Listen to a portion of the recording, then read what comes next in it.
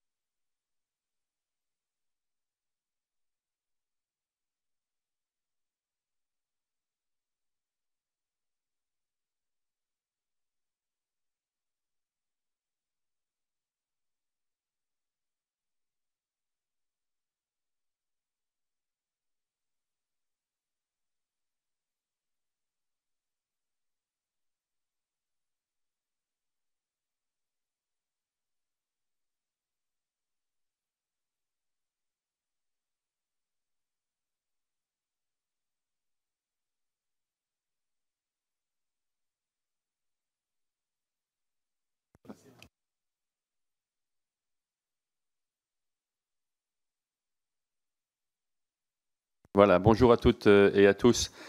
Le direct a commencé. On va entendre dans quelques instants le rapport de notre collègue Buisson. Juste avant, 2-3 éléments de ce que le bureau a pris comme décision hier. On a fixé le lancement de plusieurs missions. Une mission sur l'irruption de l'intelligence artificielle et les ingérences étrangères, avec 2 rapporteurs, Horizon et Socialiste. L'influence de la France dans un monde post-colonial, écolo et social et EPR. La doctrine française en matière de diplomatie parlementaire, EPR et Socialiste. La géopolitique et les enjeux de l'eau au XXIe siècle, pour les co-rapporteurs issus des groupes RN, LFI et NFP. Et puis 2 autres rapports qui sont en cours, qui pourraient être faits en partenariat avec d'autres commissions. Un sur l'articulation et la compatibilité des défenses européennes et atlantiques en partenariat avec la commission de la défense. Donc ce sujet est en train de discuter avec eux. Et puis avec la commission de développement durable, une mission sur les puits de carbone et la géopolitique des puits de carbone.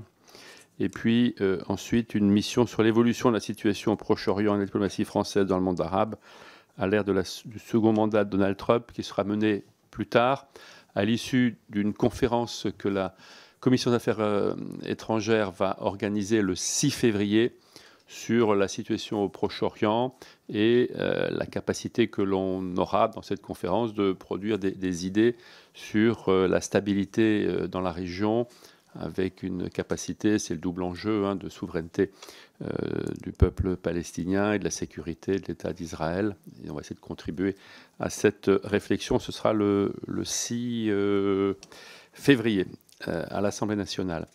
Et puis 2 autres missions, un peu d'un ton un peu nouveau, dans la logique de la diplomatie parlementaire. Nous avons décidé d'envoyer une mission avec 4 parlementaires pour essayer de faire de la plaidoyer, de la médiation, essayer de trouver des idées dans la situation qui concerne le Kosovo et la Serbie. Et puis une autre mission qui sera lancée cette fois-ci. Il faut me rappeler quelle mission nous avons lancée. Ça, on vient de le dire. Bon, une deuxième mission dont voilà, et puis bien sûr une autre mission d'un cadre nouveau. On a lancé une mission avec 2 rapporteurs vis-à-vis de la RDC pour essayer de définir les contenus d'un partenariat économique stratégique ou d'un partenariat stratégique, mais cette fois-ci à viser le développement des relations économiques avec la RDC. Et ce cadre-là sera bien sûr porté au ministère des Affaires étrangères de façon à ce qu'il puisse être signé dans l'année 2025 ou 26 si jamais les délais sont longs. 2 missions donc de cadres un peu différents qui essaie de valoriser la diplomatie parlementaire. Voilà à peu près sur les décisions principales qui ont été prises par le bureau hier. La séance est donc ouverte de façon formelle cette fois-ci. Et avant, mes chers collègues, d'en venir à l'ordre du jour, je voudrais avoir un mot sur les terribles conséquences du cyclone tropical Chido qui a frappé Mayotte. Maintenant, on le sait tous les jours et on vit dans notre chair l'ensemble des conséquences dramatiques de ce cyclone tropical. Et en hommage à toutes les victimes disparues, je souhaiterais, mes chers collègues, observer 1 minute de silence dans cette commission.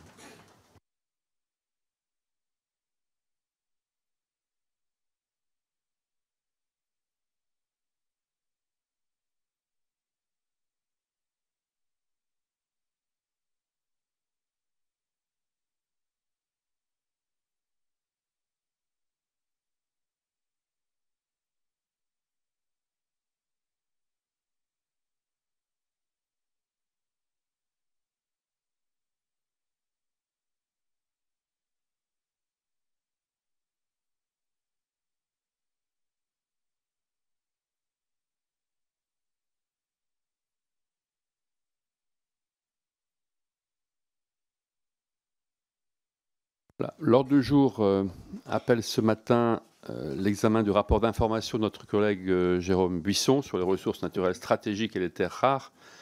Je réitère nos remerciements. Une première fois, il devait rendre son rapport et le développer devant vous, alors même que la dissolution a frappé l'Assemblée nationale et le pays. Donc une première fois, son rapport a été décalé. Une deuxième fois, lorsque la censure a été votée, il a accepté de décaler. Et donc, enfin, aujourd'hui, nous sommes réunis ensemble pour parler justement et d'exprimer l'avis de la Commission sur votre rapport et la proposition de loi relative à la réforme. Oui, c'est ça. Donc, ce rapport que vous présentez ce matin avec, en binôme, normalement, c'est un rapport que vous avez démarré avec Stéphanie Kocher, qui n'est bien sûr pas là ce matin. Donc, vous allez porter ce rapport au nom de vos deux co-rapporteurs.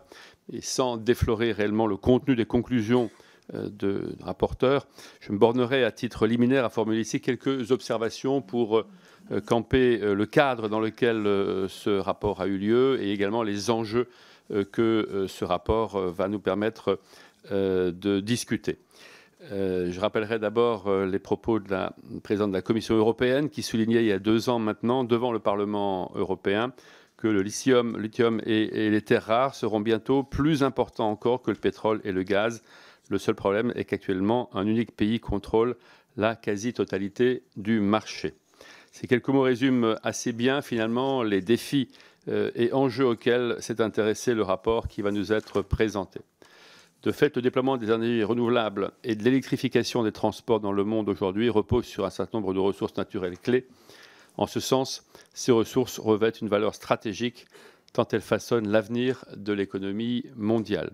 L'importance de l'accès à ces ressources conduit à une profonde remise en cause des équilibres géopolitiques mondiaux et géoénergétiques extrêmement concentrés autour de quelques États et entreprises. L'organisation des chaînes de valeur et de ces ressources, depuis leur extraction jusqu'à l'utilisation et leur recyclage, crée en effet des effets de dépendance dont la pandémie de coronavirus et la guerre en Ukraine ont rappelé les dangers. À titre d'illustration, la Chine produit actuellement 60% des terres rares du monde et elle détient 36% de leurs réserves, ainsi que 90% des éléments de terres rares transformés. Les exemples de ce type pourraient se multiplier, l'hyperconcentration des chaînes de valeur des ressources stratégiques étant la règle. Dans tous les cas, la Chine s'impose comme un acteur incontournable en la matière. En France, la suite du rapport de Philippe Varin en janvier 2022, une délégation interministérielle aux approvisionnements en minerais et en métaux stratégiques a été créée. Son responsable a d'ailleurs été auditionné le 15 mars 2023 dans cette même commission. L'une de ses premières décisions a consisté à lancer un inventaire de ressources présentes dans le sous-sol français, placé sous la responsabilité du Bureau de recherche géologique et minière, dont les résultats devraient aboutir d'ici 5 ans environ. Parallèlement, des mesures de soutien aux projets industriels et aux approvisionnements sur long terme des filières de minerais et métaux stratégiques ont été prises à travers notamment l'institution d'un crédit d'impôt investissement industrie vert. Enfin, dans le cadre de ce qu'aucuns qualifient de diplomatie des métaux, notre pays a signé 6 partenariats bilatéraux sur les métaux critiques avec le Canada, avec le Québec, avec l'Australie, avec la République démocratique du Congo, avec le Kazakhstan et la Mongolie. En tout état de cause, nous ne sommes qu'au début d'une véritable révolution économique et industrielle aux implications géopolitiques majeures. Monsieur le rapporteur, dans le cadre de votre travail, vous avez procédé à de nombreuses auditions et vous êtes rendu en Suède et en République démocratique du Congo. Votre rapport, j'en suis certain, ne manquera pas de susciter une grande attention de la part de l'ensemble des membres de la Commission. Je vous laisse donc la parole devant l'écoute attentionnée d'un certain nombre de stagiaires, de troisième, je pense, qui suivent donc cette semaine de stage au sein de l'Assemblée nationale et dans l'une au sein de notre commission. Monsieur le rapporteur, c'est à vous. Oui. Merci, Monsieur le Président, mes chers collègues. J'aimerais tout d'abord avoir un mot pour notre ancienne collègue, Madame Stéphanie Kocher, avec laquelle effectivement j'ai travaillé de concert pour la grande majorité des travaux qui ont mené à ce rapport. Je la remercie et la salue.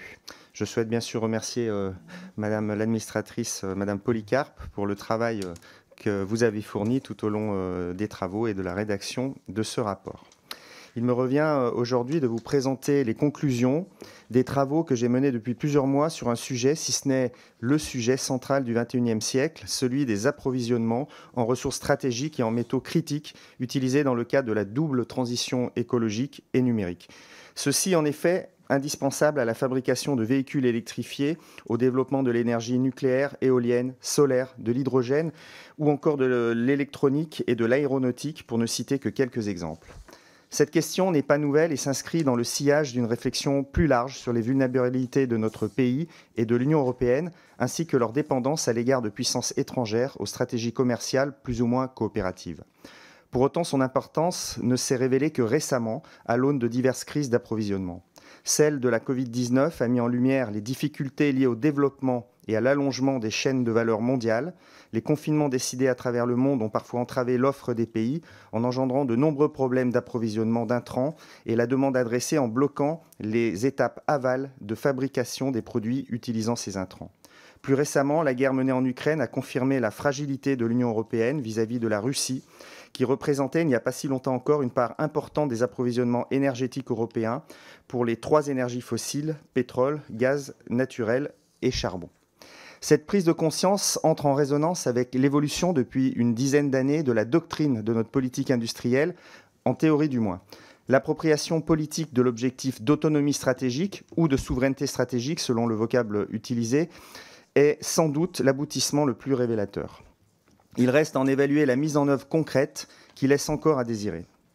Or, les chaînes de valeur des ressources stratégiques n'échappent pas à ces vulnérabilités, alors même que leur accès devient un enjeu structurant de l'économie mondiale. Les transitions énergétiques et numériques sont incontestablement métallivores. La consommation mondiale de ressources stratégiques devrait croître de manière exponentielle dans les années à venir.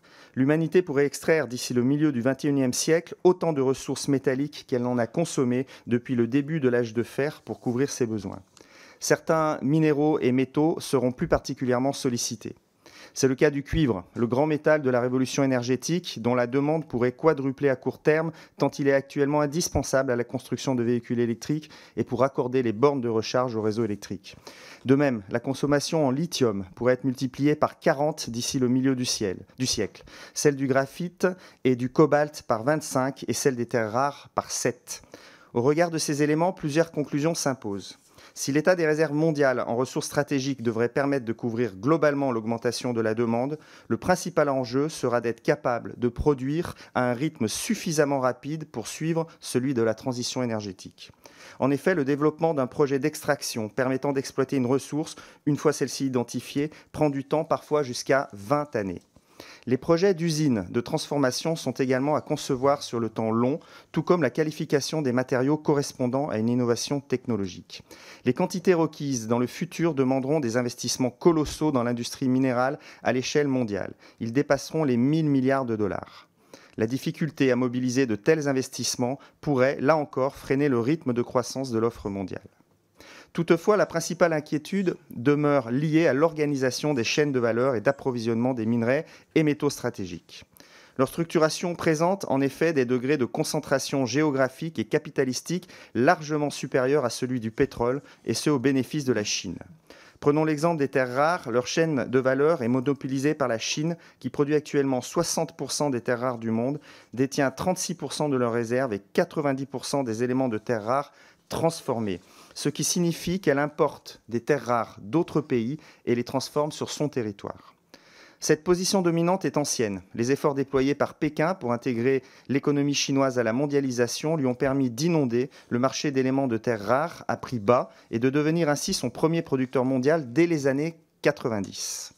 Un tel scénario s'observe également dans le cas du cobalt utilisé dans des domaines stratégiques. Or, 70% de sa production provient aujourd'hui de la République démocratique du Congo et repose sur quelques entreprises seulement, toutes étrangères, dont d'importants groupes chinois. Le raffinage du cobalt est encore plus dépendant des opérateurs chinois. Déjà présents au stade de sa production, grâce à la force de leur investissement, ils contrôlent 50% du volume mondial du cobalt raffiné. Les exemples de ce type pourraient se multiplier, l'hyperconcentration des chaînes de valeur étant la règle. Dans tous les cas, la Chine s'impose comme un acteur incontournable. Or, cette géographie n'est pas seulement influencée par des facteurs géologiques. Elle doit aussi beaucoup à la poursuite d'une politique de long terme menée par Pékin et débutée dans les années 1980 sur le marché des terres rares.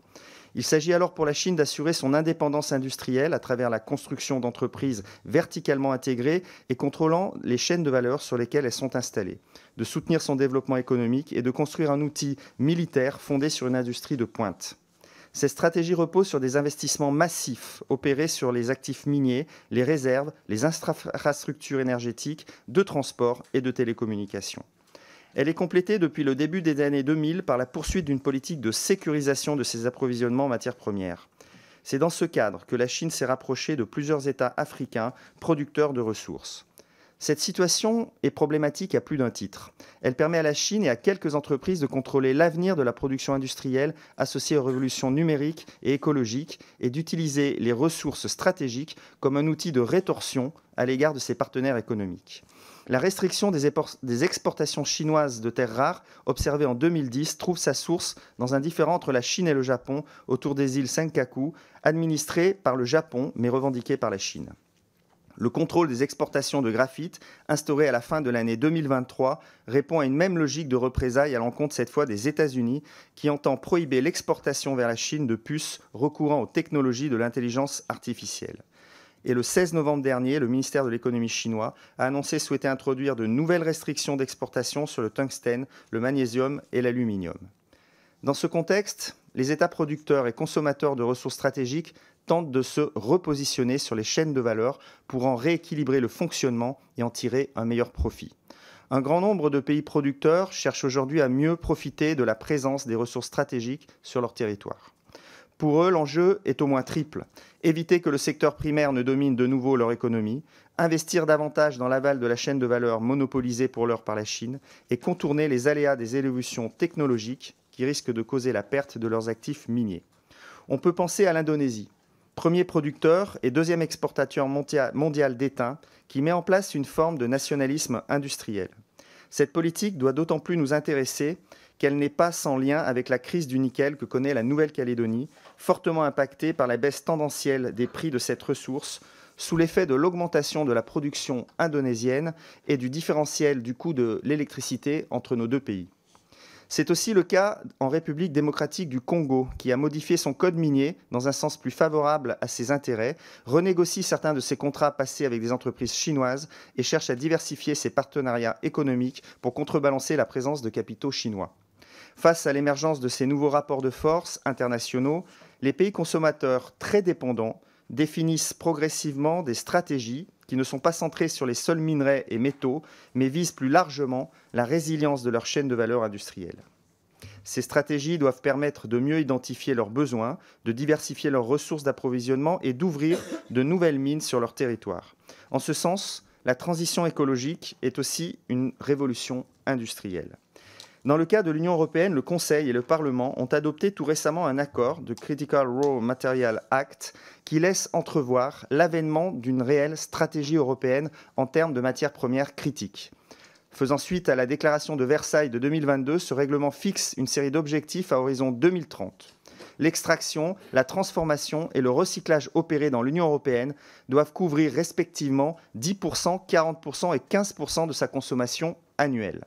Par ailleurs, pas plus de 65% de la consommation annuelle de chaque matière première stratégique dans l'Union ne doit provenir à n'importe quel stade de transformation pertinent d'un seul pays tiers. Parallèlement, l'Europe poursuit une politique partenariale avec de nombreux États, à l'instar de l'Argentine, de l'Afrique du Sud, du Canada, du Chili, du Groenland et du Kazakhstan.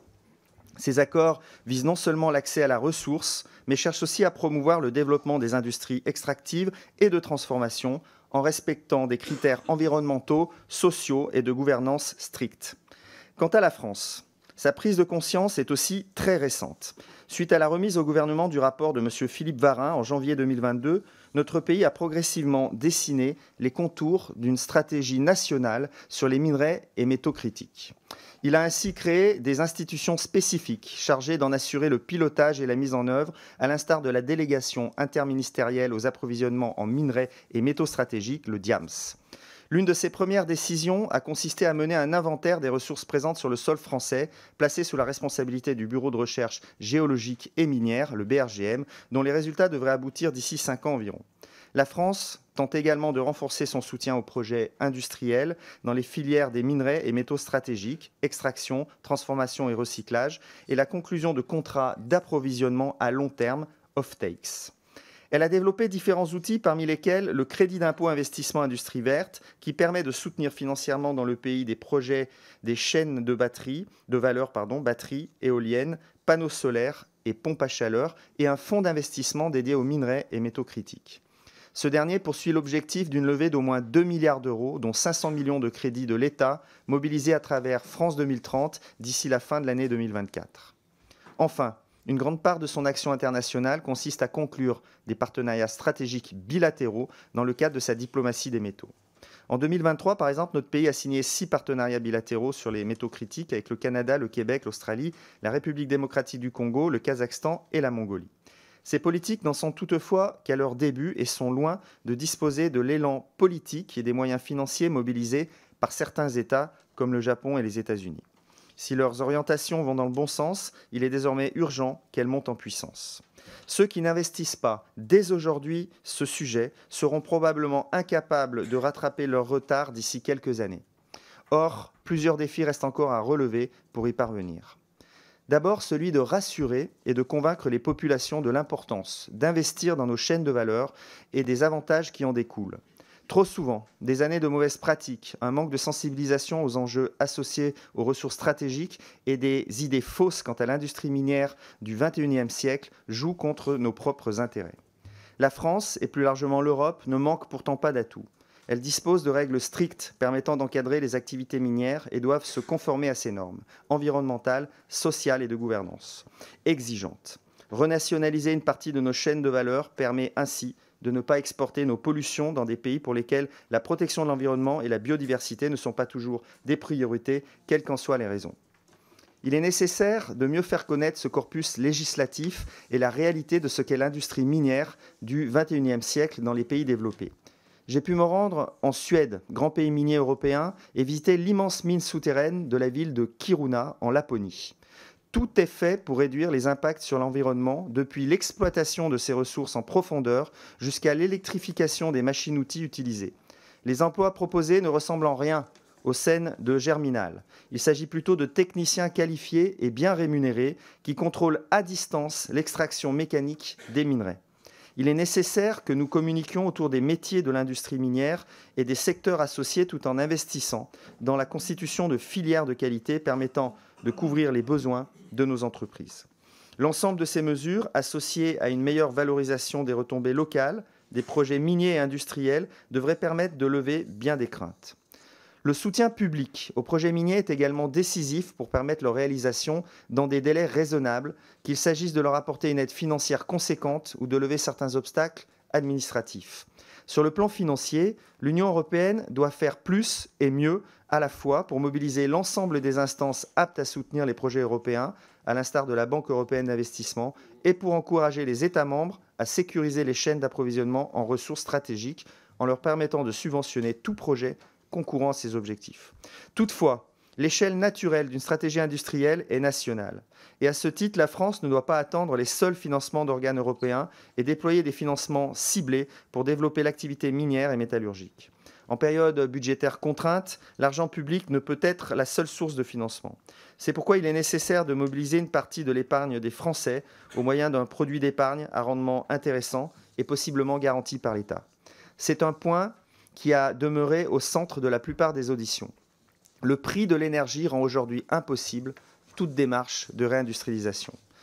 Le domaine minier et de la métallurgie sont très électro-intensifs, dont tout développement de ces secteurs passera par une baisse des coûts de l'énergie et une augmentation significative de notre production électrique.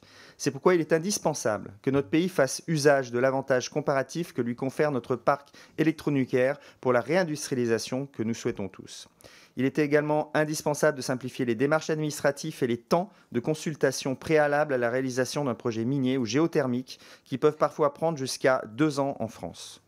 Cet effort de simplification doit être mené aussi bien à l'échelle nationale qu'au niveau européen. Il faut par exemple, comme c'est déjà le cas dans les relations entre les citoyens et l'administration et comme il est envisagé de le faire pour les agriculteurs, adopter une stratégie de guichet unique, centralisant les demandes d'autorisation et la classification des projets.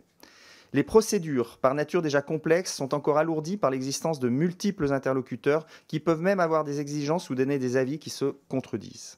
L'ancien Premier ministre, M. Barnier, avait commencé à faire un pas vers la simplification des procédures en invoquant une exemption pour les projets industriels des restrictions du ZAN et des interventions de la Commission nationale du débat public. Sur ce point, il faut aller vite et fort. Pour autant, je suis bien conscient que l'autosuffisance, si elle est souhaitable, demeure un objectif aujourd'hui inatteignable. Cela signifie que nous devons être particulièrement attentifs à diversifier nos chaînes d'approvisionnement. Certains pays membres ou proches de l'Union européenne, comme la Suède et la Norvège, disposent de ressources importantes et souhaitent nouer des alliances. Plus largement, ce sont des relations avec les BRICS et la Chine que nous devons repenser selon une doctrine beaucoup plus claire et exigeante. 2 points d'attention méritent toutefois d'être soulevés. D'une part, on ne peut exclure une montée en puissance de la concurrence entre États consommateurs, y compris bien sûr au sein de l'Union européenne. L'élection du président Donald Trump aux États-Unis et la possible imposition de nouvelles taxes douanières sur les importations françaises est là pour le rappeler. Il est donc essentiel d'organiser autant que possible la compétition économique et de favoriser les alliances interétatiques en matière de coopération industrielle, de financement commun, voire d'achat groupé. D'autre part, il est crucial de mieux protéger notre marché et nos industries naissantes. Il est inconcevable d'importer des ressources issues de pays s'affranchissant de toutes les règles environnementales, sociales et de gouvernance que l'Europe s'impose ou subventionnant abondamment leur production. Les surtaxes à l'importation de véhicules électriques chinois est un début, mais il est dommage qu'elles interviennent si tardivement. La naïveté ne peut être de mise dans ce domaine. Il est urgent de rétablir une forme d'équité dans nos échanges sans tomber dans les travers d'une guerre commerciale à outrance. Mais il faut se rendre à l'évidence. Les grandes puissances commerciales du monde ne respectent pas les règles de l'OMC. Il est impératif que nous arrêtions d'être l'idiot du village global. Avec ce rapport, nous devons tirer la sonnette d'alarme. Nous accusons maintenant un retard technologique par rapport à la Chine et aux États-Unis. Il faut que nous saisissions l'opportunité de développer une filière minière et métallurgique nous permettant de remonter et de contrôler autant que possible les chaînes de valeur. Mais vous l'aurez compris, mes chers collègues, rien n'est inéluctable et nous avons les moyens de rétablir une forme d'équilibre dans l'organisation du marché mondial des ressources stratégiques. Cela doit nous permettre de réindustrialiser nos territoires, créer des emplois locaux valorisés et d'asseoir durablement notre souveraineté économique à l'heure où notre industrie est malmenée et où les plans sociaux se multiplient. Bien sûr, cela demande des investissements importants alors que l'état de nos finances publiques inquiète. Toutefois, je suis persuadé que le jeu en vaut la chandelle. Surtout, je voudrais rappeler avec force que nos objectifs environnementaux et climatiques commandent une telle réindustrialisation, même si ce constat est sans doute contre-intuitif. Soyons clairs. Je ne suis pas contre l'efficacité énergétique ni le développement d'une filière de recyclage robuste, mais il est illusoire de croire qu'il s'agit de solutions miracles pour l'avenir, étant donné qu'il repose sur de futures innovations technologiques. Ils sont bien plutôt complémentaires à l'exploitation des ressources stratégiques. Pour conclure, je voudrais souligner que le rapport Varin n'étant pas rendu public, ce rapport, si publié, sera le premier rapport public dédié à la question cruciale des ressources naturelles stratégiques. Il me semble indispensable que la représentation nationale se saisisse de ce sujet fondamental pour la prospérité de notre pays dans le siècle à venir et que nous montrions au-delà des échéances immédiates, la politique est surtout et surtout avoir une vision d'avenir pour donner un cap à la nation. Je vous remercie. Merci beaucoup, monsieur le rapporteur. Merci pour avoir, avec beaucoup de précision, partagé avec nous les grands enjeux, les grands déséquilibres également et les risques qu'encourt, bien sûr, l'économie mondiale, la France également. Et dans cette nouvelle ordre mondial qui se dessine, c'est d'autant plus important encore de trouver les bonnes réponses. Vous avez esquissé quelques-unes. Le débat est à présent ouvert. Je vais donner la parole aux orateurs de groupe pour 2 minutes 30. Premier orateur pour le groupe démocrate. Je vais demander à Madame Anne Bergans de prendre la parole et d'interpeller notre rapporteur. Merci, Monsieur le Président, Monsieur le rapporteur, auquel j'associe, comme vous l'avez rappelé, notre ancienne collègue Stéphanie Cocher, qui avait porté avec vous cette mission sous la précédente législature. Chers collègues, la question des terres rares constitue un enjeu géopolitique majeur, tant celles-ci sont devenues indispensables au développement industriel et technologique de notre pays, comme vous l'avez rappelé. Les minerais et les métaux précieux font en effet l'objet d'une compétition accrue entre les États. Tous perçoivent l'impérieuse nécessité d'y accéder pour bénéficier des dernières innovations et ainsi garantir leur transition écologique et numérique.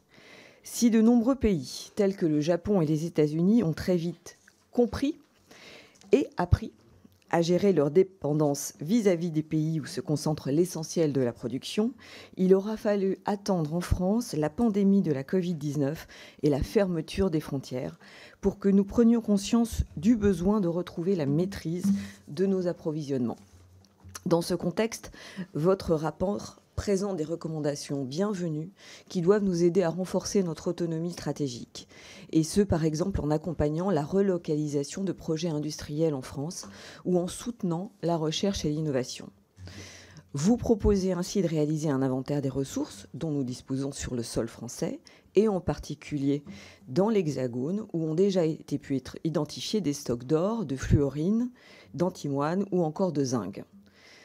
L'ouverture de nouvelles mines, dans le respect de nos normes environnementales et sociales exigeantes, serait effectivement de nature à générer des retombées locales non négligeables, que ce soit en termes d'emploi ou d'activité économique. Ma question porte ainsi sur l'acceptabilité pour les populations locales d'une telle politique volontariste. Comment convaincre les citoyens de l'importance de ces projets miniers pour notre souveraineté ? Comment répondre aux préoccupations légitimes que ces installations susciteront inévitablement en matière sanitaire, sociale ou environnementale. Je vous remercie. Merci beaucoup, monsieur le rapporteur. Madame la députée, vous soulignez effectivement un enjeu important, l'acceptabilité. La France a été un pays minier, mais depuis maintenant le début du siècle, qui était en déclin et en disparition totale. La publication d'ailleurs de ce rapport permettra de saisir le sujet au niveau national. Il y a un devoir d'information auprès du public pour poser les enjeux. Il faut faire le lien, il faut que le public fasse le lien entre la transition écologique, l'électrification, qui est demandée par une partie de la population, une grande partie de la population, les politiques publiques, et la relocalisation et le renouveau du secteur minier dans le monde et en France. Donc il y a un gros devoir de pédagogie, bien sûr de consultation aussi. Il y a des procédures qui sont très encadrées. Et d'ailleurs, j'y reviens dans mon rapport parce que pour l'accélération de ces procédures, il serait bien d'en mettre certaines en parallèle. Mais vous avez un devoir de pédagogie, de consultation, d'explication. Et je crois aussi de retombées économiques, à un moment où nous avons des pans entiers de notre industrie qui vont se transformer, qui vont peut-être même fermer, comme l'industrie automobile des moteurs thermiques. Il est important aussi de montrer les retombées qu'il peut y avoir avec de tels projets. Merci, monsieur le rapporteur. Je vais donner la parole pour le groupe Horizon et Indépendant à Jean-François Portarieux. Et puis, nous entendrons ensuite madame Dominique Voynet et ensuite Jean-Paul Lecoq qui se prépare. Merci, monsieur le président, et merci pour ce rapport exhaustif et particulièrement bien documenté. Avec le développement des technologies liées à l'intelligence artificielle et, vous l'avez souligné, à la transition énergétique, les questions de conflit d'usage vont forcément apparaître entre les différents acteurs stratégiques qui consomment les mêmes éléments. Et cet essor généralisé, en France et partout dans le monde, va probablement entraîner une hausse des prix des produits de consommation courante. Je souhaiterais savoir si vous avez étudié et évalué ce phénomène. Monsieur le rapporteur. Alors la réponse est simple, non. On n'a pas étudié et évalué l'augmentation des prix sur ce phénomène. C'est vrai que le but du rapport était plutôt de donner des préconisations sur les mesures d'urgence à prendre pour rester dans la compétition mondiale du renouveau minier en France et en Europe. Mais on n'a pas pris en compte l'aspect, si vous voulez, inflation, augmentation des prix, qui de toute façon, on en a parlé, si vous voulez, dans le sens où en montant les exigences sociales et environnementales, et la France va pousser dans ce sens-là, forcément, il y aura une augmentation des prix des minéraux. Ça, c'est certain. L'augmentation du prix de l'énergie aussi décarbonée, utilisé pour pouvoir extraire les minéraux, va aussi dans le sens d'une augmentation des prix.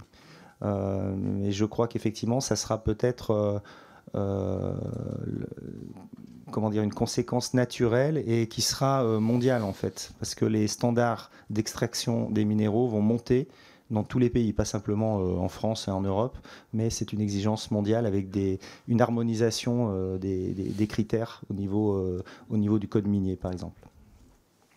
Merci bien. La parole à présent est à madame Dominique Voynet pour le groupe écologiste et social. Merci, monsieur le président. Désolé, j'ai été coincé pendant de longues minutes sous un tunnel du métro en raison d'un colis suspect. Mais me voilà. Monsieur le rapporteur, mesdames et messieurs, les terres rares ne sont pas des ressources renouvelables. Le développement du recyclage sera, quoi qu'il en soit, nécessaire demain. Et la recherche doit être poussée en ce domaine, en particulier sur les petits appareils où il est difficile d'extraire ces très petites quantités de métaux. Le plan France 2030 semblait y consacrer des fonds, mais qu'en est-il en cette période d'instabilité budgétaire ? Une stratégie européenne de recyclage pourrait mener pour certains métaux à l'autosuffisance. Pourtant, nos projets d'usines de recyclage semblent abandonnés, comme à Dunkerque. Un des enjeux, c'est la collecte des déchets électroniques. Nous avons réussi à organiser la collecte des ampoules usagées avec un taux de 77% de recyclage en 2021.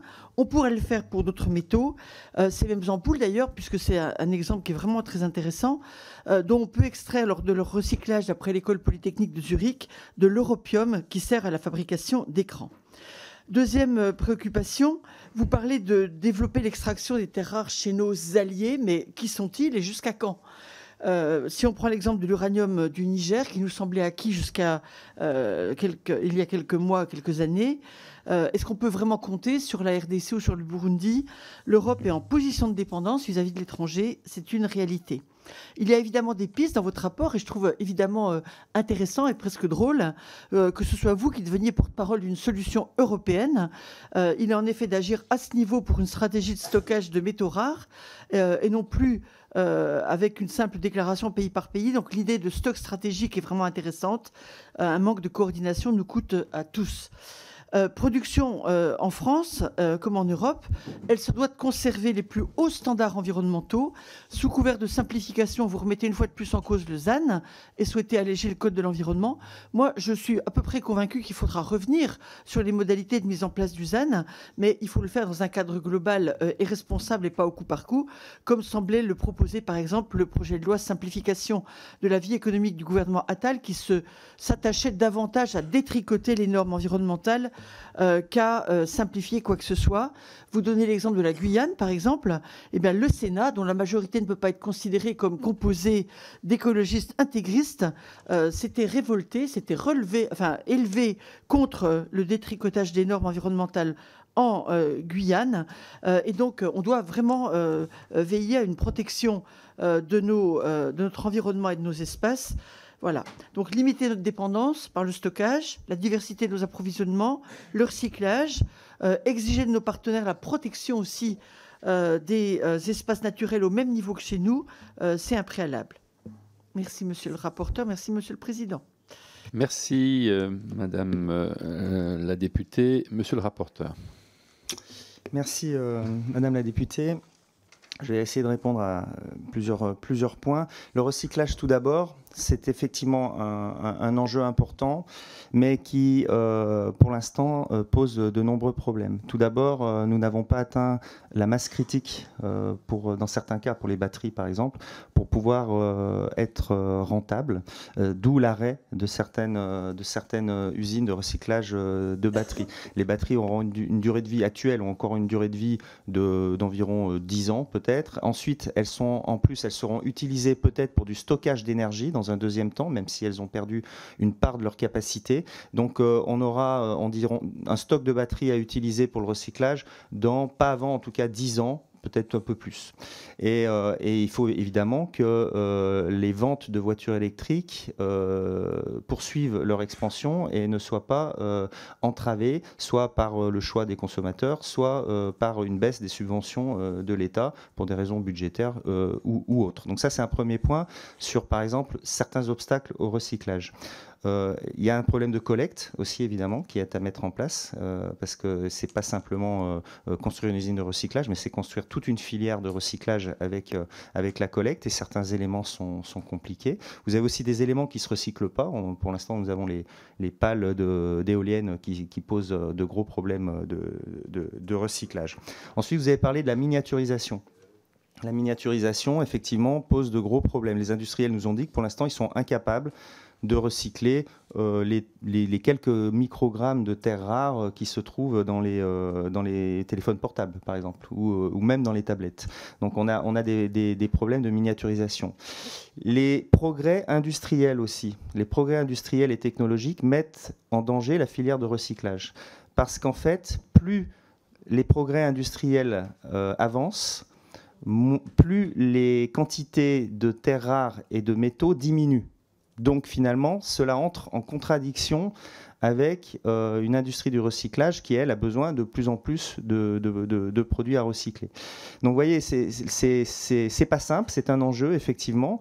Évidemment qu'il faut aller vers des filières de recyclage. Évidemment qu'il faut les aider, voire les subventionner, faire tout ce qu'il faut pour qu'elles existent, parce qu'il y a une part du recyclage, d'ailleurs c'est dans les objectifs européens, hein, il y a une part du recyclage qui doit rester ici. Mais ça sera très insuffisant, parce que nous sommes dans un phénomène de croissance des besoins de terres rares et de métaux critiques, et donc en fait le recyclage prendra sa part, mais nous ne parviendrons jamais à l'autosuffisance, sauf peut-être, comme vous avez dit, peut-être sur certaines terres rares très particulières, où on a besoin de quelques kilos par an en France, et là effectivement c'est peut-être possible.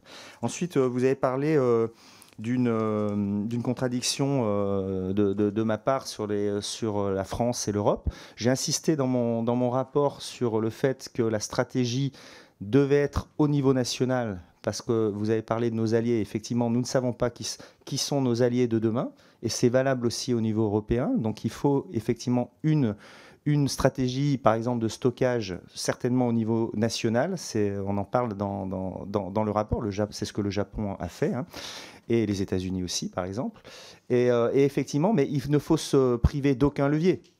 C'est une urgence. Ce rapport le dit, je vais revenir dessus. Nous sommes dans une urgence industrielle, en fait, hein, et technologique. Et si nous ne prenons pas le train au bon moment, nous resterons sur le quai de la gare. Donc, effectivement, tous les leviers européens qui peuvent exister sont aussi les bienvenus. Voilà. Et puis la dernière chose, c'est sur la simplification. Alors, évidemment, il n'y a pas un détricotage des normes environnementales, mais il peut y avoir quand même une simplification administrative, il ne faut pas confondre les deux, simplification administrative qui parfois peut entrer en contradiction avec, pas des normes environnementales, mais des délais qui sont importants de recours, parce qu'il faut à un moment, il va falloir décider, soit on est dans une priorité nationale, comme ça a été le cas, j'allais dire la simplification administrative et même environnementale vous a moins dérangé quand il s'agit d'installer des éoliennes. Et là, il s'agit d'installer des mines, qui souvent d'ailleurs en France sont déjà sur des mines existantes. Voilà. Donc on n'a pas non plus de création de mines de partout sur le territoire, c'est souvent des anciennes mines qui ont été fermées. Merci beaucoup, monsieur le rapporteur. La parole est à Jean-Paul Lecoq pour la gauche démocrate et républicaine. Merci, monsieur le président. D'abord, il est intéressant, ce rapport. Il est bien que notre commission ait diligenté auprès des collègues la possibilité de faire ce rapport, parce qu'il nous documente sur des enjeux qui appellent une réflexion sur notre attitude politique. Demain, est-ce qu'on dit nous serons en concurrence avec, ou est-ce qu'on dit nous avons le devoir de coopérer avec? C'est pas la même chose. C'est pas la même chose. Les Américains considèrent que tous ceux qui sont concurrents avec eux sont leurs ennemis potentiels. Je résume, mais on ne doit pas être loin de la vérité sur l'attitude vis-à-vis de la Chine, etc. Nous, on pourrait avoir une attitude différente en disant, au niveau du monde, on a besoin de coopérer. On a besoin sur les terres rares, mais sur tout le reste. Et on a besoin d'écrire le monde autrement. On a commencé à le faire sur les enjeux climatiques, en se disant peut-être qu'il faut se parler, peut-être qu'il faut construire, peut-être qu'il faut réfléchir à des normes, peut-être, etc. Et on aurait la possibilité, en tout cas on devrait pousser à ça, et peut-être votre rapport peut aussi contribuer, de dire, eh bien, nous devrions coopérer sur les questions de matières premières rares, de matières premières situées dans des États qui méritent qu'on s'intéresse à eux et que l'on aide. Et moi, je pense que à un moment donné, vous utilisez plusieurs fois le mot nationalisation. Alors, on ne met pas la même chose derrière, je vous le dis. Vous, c'est sur le territoire national. Moi, c'est porté par la nation. Mais pas forcément sur le territoire national, en ce qui concerne la filière. Alors, peut-être que les deux devraient se réfléchir. Parce qu'on voit bien que la loi du marché, et sur le recyclage, ce n'est pas Dominique Voynet qui me contredira, quand le marché n'est pas intéressé par quelque chose parce que ça ne rapporte pas assez, il est nécessaire que la force publique prenne la main parce qu'il y a l'intérêt général au bout. Et donc c'est ça qu'il faut qu'on pousse aussi, c'est de dire la puissance publique a besoin de s'intéresser, d'investir, et vous proposez dans les recommandations des suggestions de soutien financier, y compris de participation, et je pense que c'est une bonne chose. Et puis je reviendrai sur l'intervention de ma première collègue sur l'acceptabilité. Moi, je suis député d'une zone industrielle, entre guillemets, d'une circonscription très industrielle.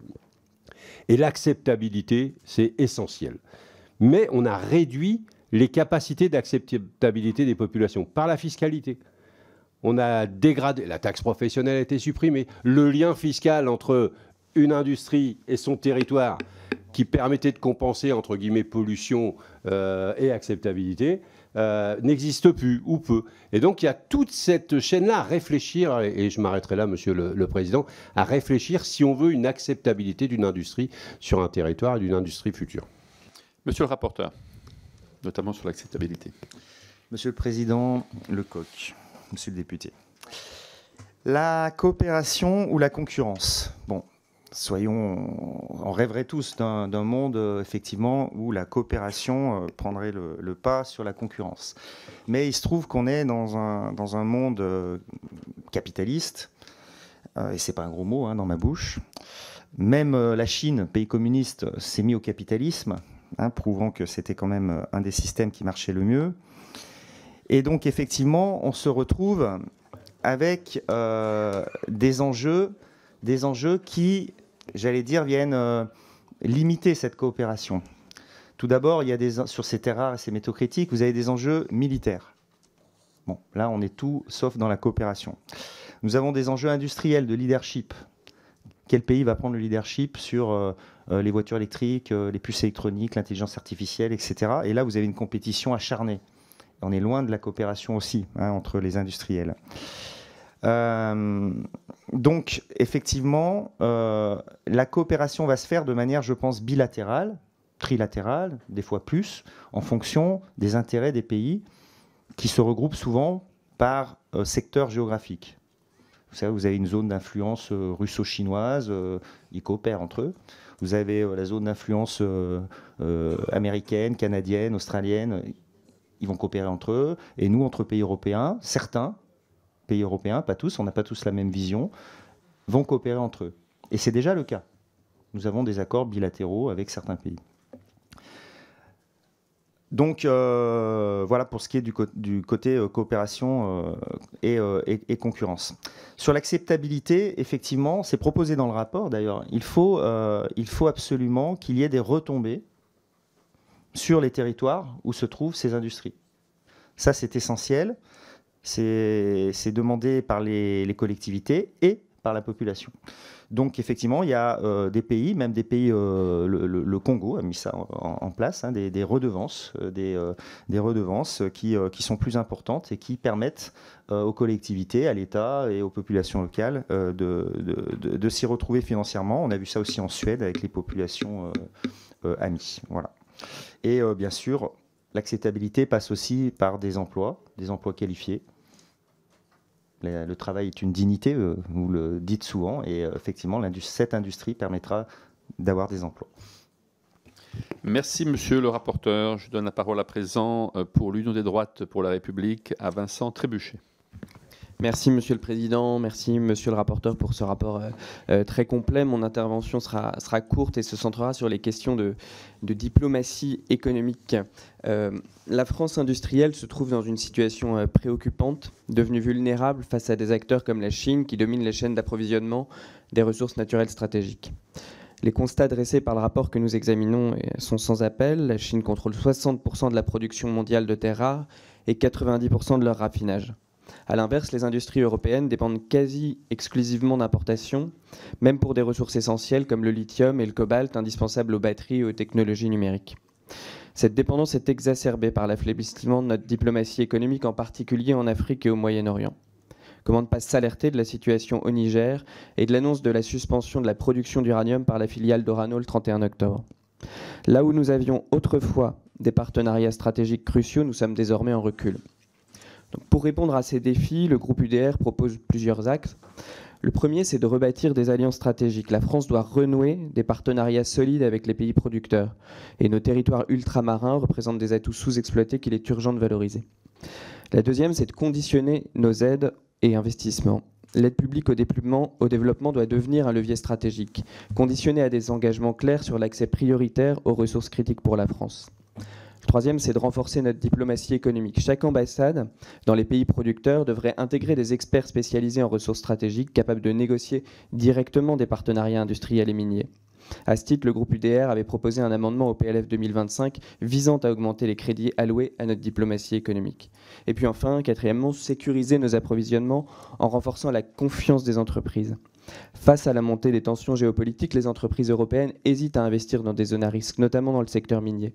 Et bien que des institutions comme la Banque européenne d'investissement, la Banque européenne pour la reconstruction et le développement puissent offrir des assurances contre ces risques, leur déploiement reste insuffisant. Il est donc essentiel de renforcer ces mécanismes d'assurance pour sécuriser les investissements européens et soutenir la diversification stratégique des chaînes d'approvisionnement. Et puis vous l'avez dit, inspirons-nous des exemples étrangers comme le Japon. Ce pays dépourvu de ressources naturelles significatives a su investir dans des mines à l'étranger et développer des technologies de recyclage et de raffinage, devenant un acteur incontournable des chaînes d'approvisionnement mondiales. Monsieur le Président, mes chers collègues, il est impératif d'hisser la diplomatie économique au rang de priorité nationale à la hauteur des défis stratégiques qui se dressent devant nous. Merci pour votre intervention. Cela appelle-t-il des commentaires, monsieur le rapporteur ?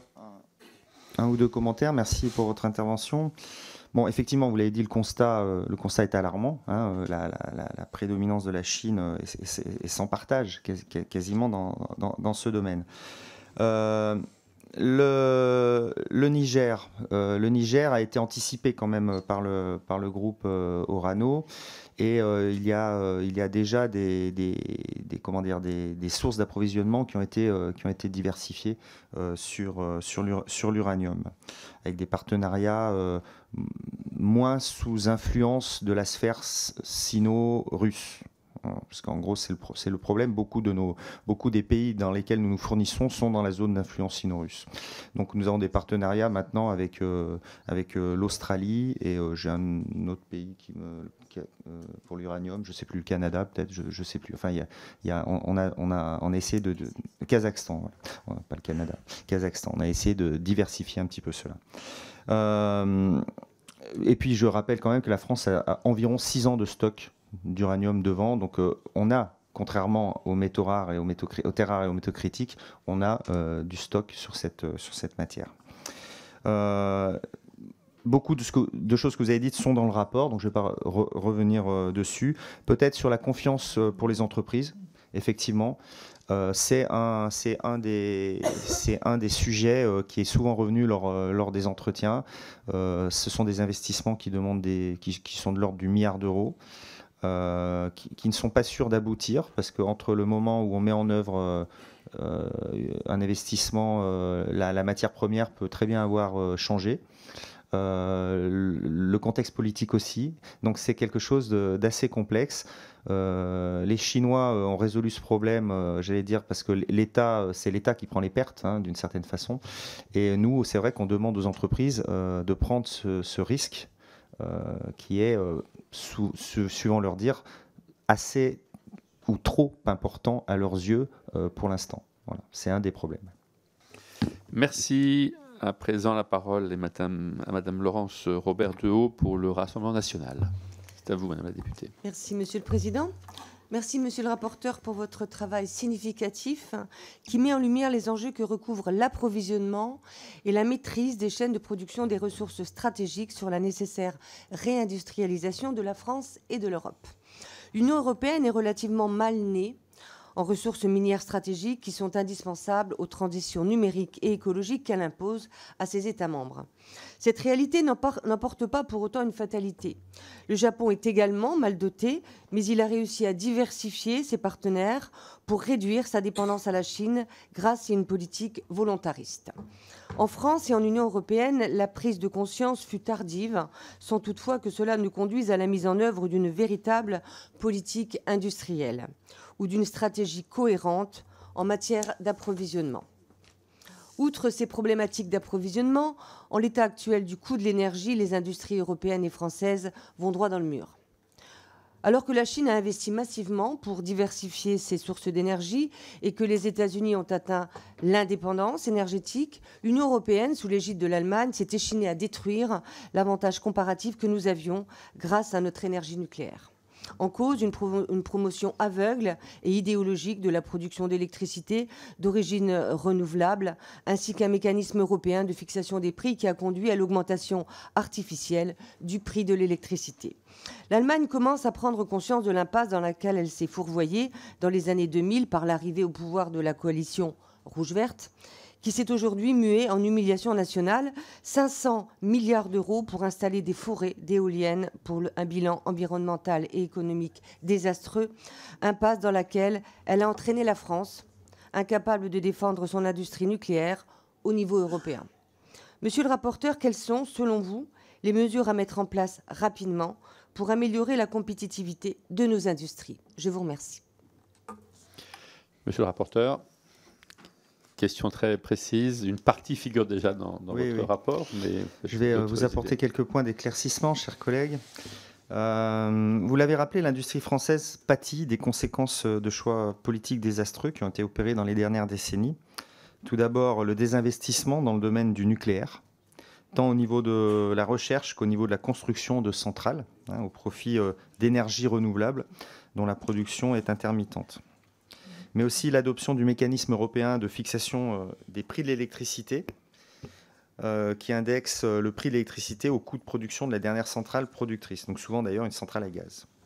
Ce système, bien sûr, s'est mis en piège à l'issue de l'invasion russe de l'Ukraine et de l'embargo européen sur les produits énergétiques russes. Le prix du gaz et conséquemment de l'électricité sont donc très élevés en Europe en comparaison à nos concurrents. D'ailleurs, si les mines de nickel ferment en Nouvelle-Calédonie, c'est en partie aussi dû au coût de l'énergie.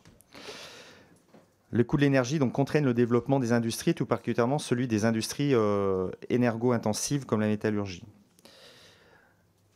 Je souhaite aussi souligner le fait que nous avons non seulement un problème de prix de l'électricité, mais aussi un problème de quantité de la production. Pour industrialiser, il faut produire plus d'électricité, d'autant plus que les usages seront amenés à s'électrifier. Donc l'énergie, c'est vrai, sera un des grands défis auxquels nous devrons faire face dans la bataille pour la réindustrialisation. Merci, monsieur le rapporteur. Il nous reste 3 orateurs de groupe. Tout d'abord, pour Ensemble pour la République, madame Amélia Lacrafi, et puis nous entendrons monsieur Pierre-Yves Cadalin et madame Pascale Ego. Merci, monsieur le président. Merci, chers collègues, pour ce rapport qui aborde un sujet stratégique et d'une importance majeure et particulièrement sensible dans ma circonscription, incluant des pays comme la RDC, la Zambie, ou encore le Rwanda. Et j'ai une pensée particulière pour Marielle de Sarnez, paix à son âme, pour qui ce sujet était absolument crucial. Elle y a beaucoup travaillé en tant qu'eurodéputée. Alors que l'on prend enfin conscience de l'importance des terres rares et des ressources stratégiques, moi j'ai été frappée par le peu d'intérêt qui apportait encore très récemment nos pouvoirs publics. Ces minerais pourtant absolument indispensables à notre quotidien ont été longuement négligés et il aura fallu des crises comme la pandémie du Covid-19 ou la guerre en Ukraine pour révéler notre dépendance et pire encore, notre retard stratégique. Pour illustrer mon propos, en 2020, j'ai été stupéfaite d'apprendre la suppression d'un poste de chef de service économique à Kinshasa, en RDC, remplacé par un volontaire, un choix révélateur d'une certaine négligence sur le sujet, heureusement réparé depuis grâce notamment à notre ancien ambassadeur Bruno Aubert. Je souhaite également déconstruire, pas les hommes, mais certaines idées reçues, souvent utilisées contre notre pays. Contrairement à ce qu'affirment certains influenceurs ou personnalités en Afrique, la France n'est pas un acteur majeur dans l'exploitation des ressources minières sur le continent. En RDC, par exemple, ce sont le Canada et la Chine qui dominent le secteur minier, avec notamment l'Australie et les États-Unis, alors que la France ne figure même pas dans le top 10. Les logiques de prédation, comme celle de Wagner en République centrafricaine, sont des stratégies organisées et délibérées, bien éloignées des actions de la France. Ces faits montrent que notre image de puissance néocoloniale prédatrice, véhiculée parfois même dans cette Assemblée, est totalement infondée.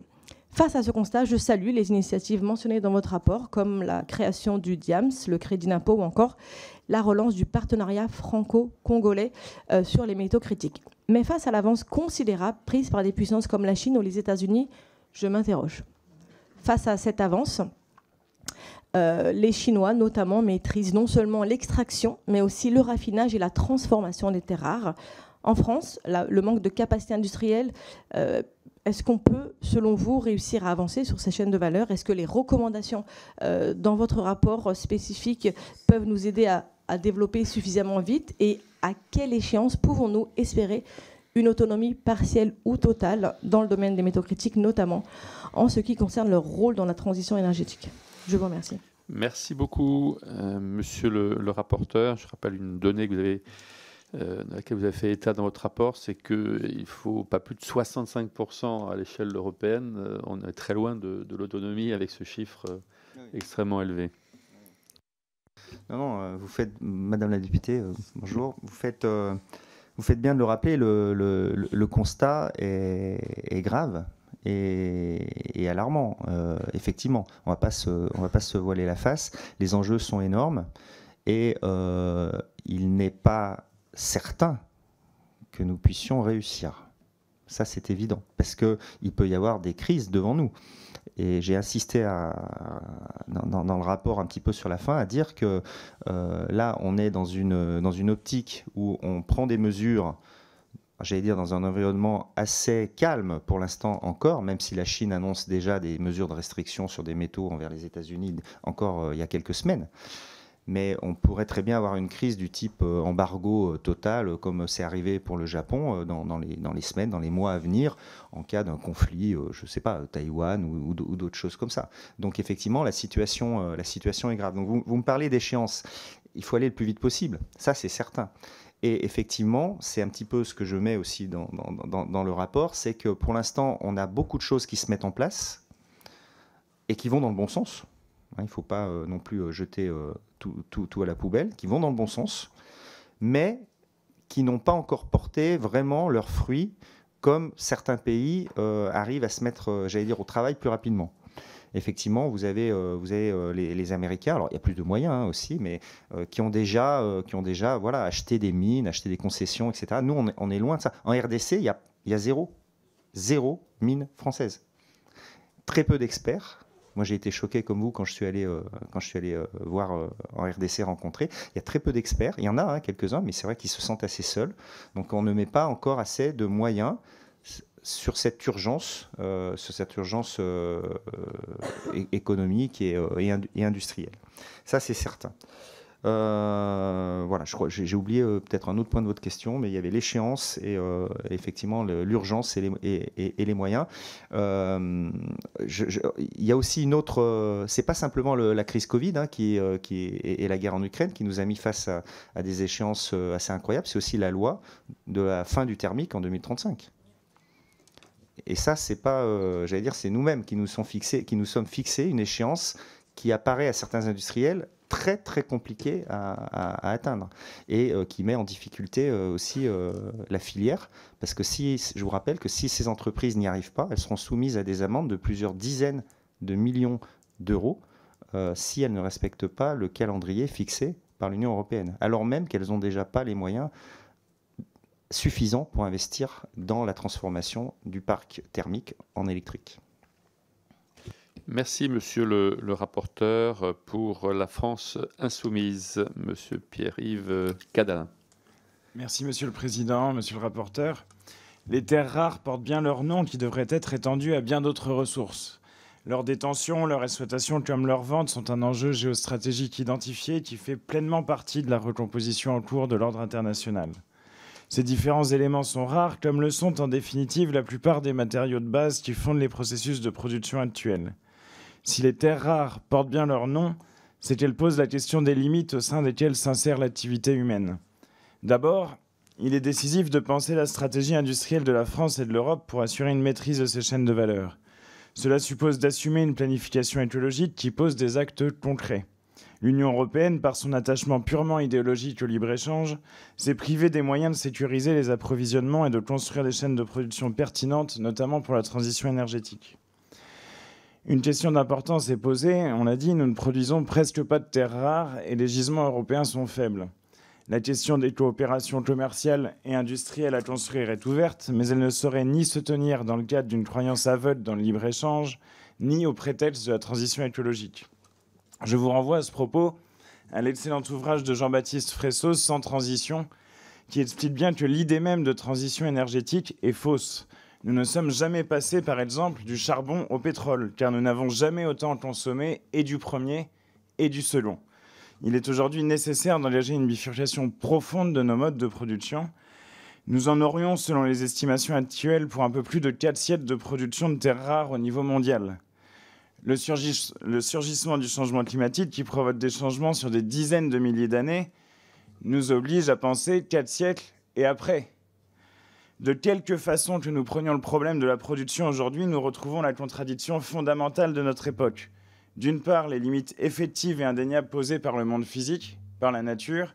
D'autre part, la logique d'accumulation et d'expansion productive du capitalisme. La réalité de l'écologie est là. Le capitalisme n'est pas soutenable dans le temps. La question des terres rares, avec d'autres, nous le rappelle. Il est nécessaire que la France s'affirme comme une puissance qui propose de sortir d'un modèle insoutenable qui a provoqué la 6e extinction des espèces de masse en cours et le changement climatique dont nous commençons à peine à sentir les effets désastreux. Merci, monsieur le rapporteur. Merci, monsieur le député, pour vos questions, assez prévisibles d'ailleurs.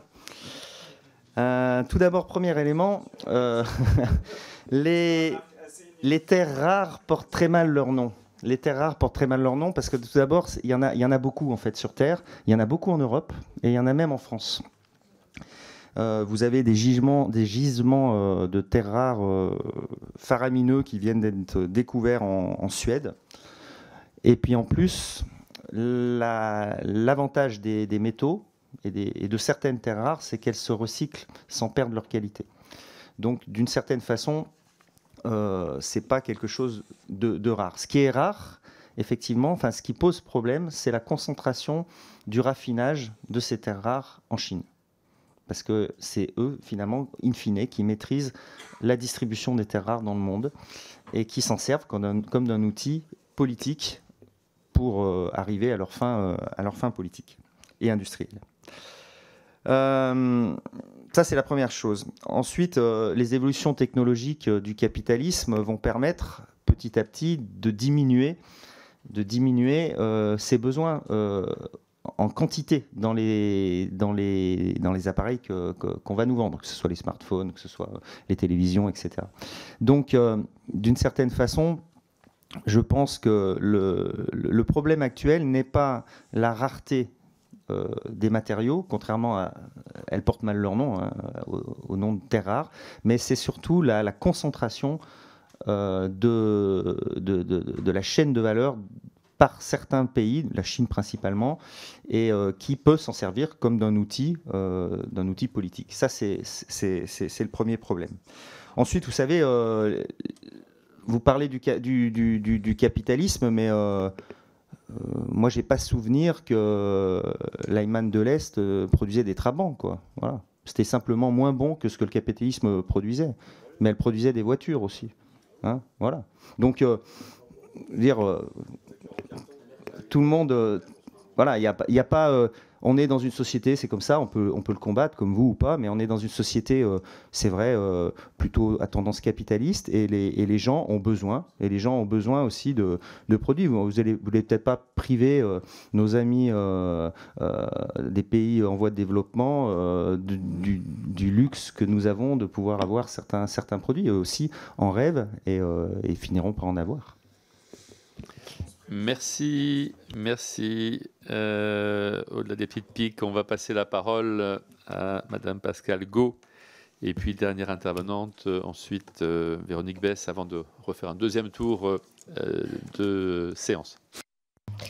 Merci, Monsieur le Président. Monsieur le rapporteur, la prédominance de certains pays concernant les terres rares, notamment la Chine, est très ancienne, vous l'avez dit, à la fois sur ses besoins, à la fois sur sa mainmise sur les ressources, à la fois sur l'ampleur des stockages stratégiques à travers le monde, et notamment à travers sa politique portuaire.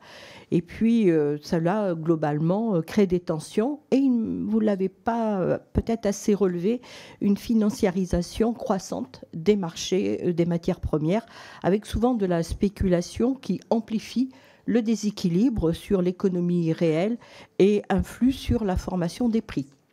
Moi, je crois qu'il y a 4 axes qui restent à travailler. Un, c'est la sécurisation de l'approvisionnement de la France et de l'Europe. 2, c'est l'amélioration du fonctionnement des marchés physiques. 3, c'est d'étendre le périmètre de la régulation financière à toutes les opérations réalisées sur le marché des terres rares. Et la 4e, c'est de prévoir les abus de marché sur les transactions des matières premières. Et pour sécuriser l'approvisionnement de l'Europe, la Commission européenne devrait, à mon sens, instaurer un système de réduction à l'exportation des terres rares, instaurer aussi une diplomatie des matières premières avec des accords de coopération, même si certains sont déjà réalisés. Elle pourrait également renforcer les missions du comité des métaux stratégiques auprès des industriels pour les aider à prévenir des risques de rupture et sécuriser leur approvisionnement. Et puis, on pourrait aussi mettre un terme aux exportations illégales des déchets contenant des terres rares. On pourrait également renforcer le contrôle de la communication des produits adossés à ces terres rares. Nous avions commis avec Catherine Vautrin un rapport sur la spéculation des terres rares, et je vois que plus de 10 ans après, sur nos 33 propositions, beaucoup de préconisations restent à réaliser, même si des avancées ont été réalisées en France et en Europe, vous l'avez évoqué. Alors, monsieur le rapporteur, quel est votre avis sur les 4 axes que j'ai évoqués et les quelques mesures qui restent à prendre ? Voilà, question précise, monsieur le rapporteur. Merci, Madame la députée. Question précise, assez pointue, effectivement. Sur la sécurisation, bon, je crois que c'est dans le rapport, hein, effectivement, il faut absolument travailler sur la sécurisation des chaînes de valeur et des approvisionnements. Je n'ai pas bien compris votre propos sur la réduction des exportations. L'Europe n'exporte pas de terres rares, a priori, ou peu. Si vous pouviez préciser, oui. Oui. C'est pas tant sur les terres rares en produits uniques, c'est plutôt sur l'exportation des instruments qui contiennent des terres rares, et l'on sait qu'on a des exportations illicites. Vers la Chine, notamment. Vers la Chine, effectivement, notamment. Il y a des réseaux parallèles. Oui, mais je ne comprends pas d'exportation illicite, c'est-à-dire... Ah oui, d'accord, ok, oui. Je croyais que c'était l'axe d'après, c'est pour ça. Oui. Alors effectivement, il y a la France. Oui, j'avais pas compris votre question, excusez-moi. La France, effectivement, exporte beaucoup de déchets, métaux d'ailleurs aussi, hein, et beaucoup de déchets. Alors ce qu'il faut savoir, c'est que parfois, pour certains, nous n'avons pas. Ça, j'allais dire, c'est notre faute. Hein. Nous n'avons pas les moyens parfois de traiter tous ces déchets en France. Ça, c'est une des premières raisons. Parfois, c'est aussi ça. Les Chinois ont dans certains contrats, sur des batteries par exemple, inclus dans les contrats, quand ils viennent fabriquer des batteries en Europe ou ailleurs, c'est inclus dans leur contrat que les batteries retournent en Chine. Donc ça aussi, c'est quelque chose contre lequel il faut lutter, effectivement. Mais ils essaient, parce que c'est une guerre commerciale, hein, comme vous avez dit, ils essaient de récupérer même leurs déchets, hein, pour nous priver d'une certaine façon de ce potentiel de terres rares et de métaux critiques. L'amélioration des marchés, alors ça, c'est en train de s'organiser. C'est pas simple, mais vous avez des pays comme l'Indonésie, par exemple, sur l'étain, qui crée son propre marché, qui essaie de concurrencer le marché anglais, par exemple, le Stock Exchange. Enfin, il a un nom différent peut-être pour les matières premières. Mais il y a des pays qui, effectivement, essaient de monter leur propre marché financier pour avoir une maîtrise plus proche de leurs intérêts sur les cours des matières premières. Mais c'est quelque chose d'assez compliqué, c'est mondial. Les Chinois aussi ont monté un marché des matières premières. Et voilà. Donc, mais là, vous avez une guerre compliquée, une guerre des marchés, effectivement, entre les places financières européennes, américaines et maintenant asiatiques, voire même de certains pays du Moyen-Orient maintenant. Donc c'est quelque chose sur lequel la France a peu de moyens de peser. Et puis donc vous avez parlé des abus, des abus de marché. Bon, on y a répondu en partie, mais effectivement ces 4 axes dont vous parlez sont des axes à travailler. Et certains, j'allais dire, ne peuvent pas être simplement une initiative française, hein, ce sont des initiatives internationales pour réguler les marchés mondiaux. On en est sur des initiatives internationales. Mais c'est quelque chose, je pense, vous avez parlé du DIAMS aussi, c'est quelque chose qui est en cours, hein, voilà, ce délégué interministériel qui essaie de conseiller les entreprises françaises avec des experts pour qu'elles puissent mieux s'implanter et mieux se défendre dans ce marché très concurrentiel et stratégique. Merci, monsieur le rapporteur. Merci. À présent, je passe la parole à madame Véronique Besse. Merci, monsieur le président, et merci au rapporteur pour ce travail très, très éclairant. Donc, à l'heure du numérique et de la transition écologique, le sujet des métaux stratégiques et tout particulièrement celui des terres rares sont devenus essentiels au point d'être des leviers d'action géopolitique et de pouvoir redessiner les rapports de force internationaux. Bien entendu, nous partageons tous cette inquiétude face à notre dépendance à la production étrangère et notamment chinoise. D'abord en tant que Français, puis en tant qu'Européens, il est de notre devoir de repenser notre stratégie pour assurer notre souveraineté. Nous avons un retard à rattraper d'urgence, ça a été dit, et si nous voulons pouvoir retrouver notre indépendance. Vos propositions en faveur de l'émergence et du développement d'une filière européenne, voire française, sont donc légitimes. Comme le souligne votre rapport, cette nouvelle stratégie doit prendre en compte l'acceptabilité sociale des projets miniers et industriels. C'est sur ce sujet que je souhaiterais revenir et insister. En effet, le développement des projets industriels pourrait se faire sur des terres fertiles. À titre d'exemple, la carte du potentiel minier de la métropole dévoile une concentration de certaines substances dans l'ouest de la France. Or, cette région est aussi connue pour être une terre d'élevage avec des agriculteurs qui peinent parfois à s'installer ou à s'agrandir. De plus, les projets miniers sont de grands consommateurs d'eau et risquent de devenir des concurrents des agriculteurs pour l'accès à l'eau, surtout en période estivale lorsque les besoins sont les plus importants. Donc, première question, n'y a-t-il pas un risque de rivalité entre les projets agricoles et les projets industriels ?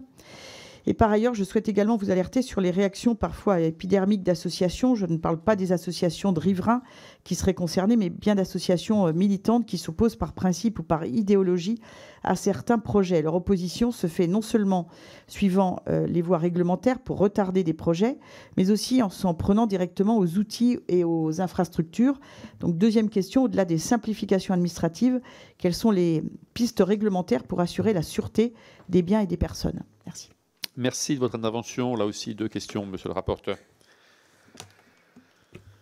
Oui, alors c'est un sujet et pas un sujet. J'allais dire, je pense que le Mercosur fera plus de mal à l'agriculture que le renouveau des projets miniers en France. Comme je vous ai dit, beaucoup, alors je vais revenir sur votre exemple, mais beaucoup de projets miniers actuels en tout cas, comme dans l'Allier, je vois mon collègue monsieur Beauvais qui a une mine sur sa circonscription, se font sur des mines déjà existantes, la plupart. Alors après, effectivement, il peut y avoir de la prospection ailleurs, hein, ça c'est quelque chose qui va se faire. Et dans votre circonscription, effectivement, il peut y avoir un empiètement, ça peut arriver, hein, forcément. Les mines ne sont pas hors sol, hein, c'est le cas de le dire.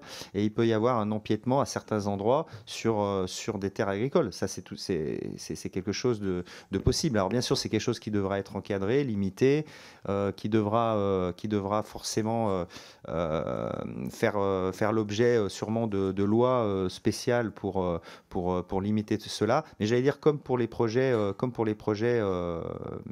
d'énergie renouvelable, hein, vous avez ce même problème, l'agrivoltaïsme, etc. Vous avez ce même problème là, de compétition entre l'étalement, par exemple, à certains endroits des panneaux solaires et des terres agricoles. Je crois que cela a été encadré d'une certaine façon.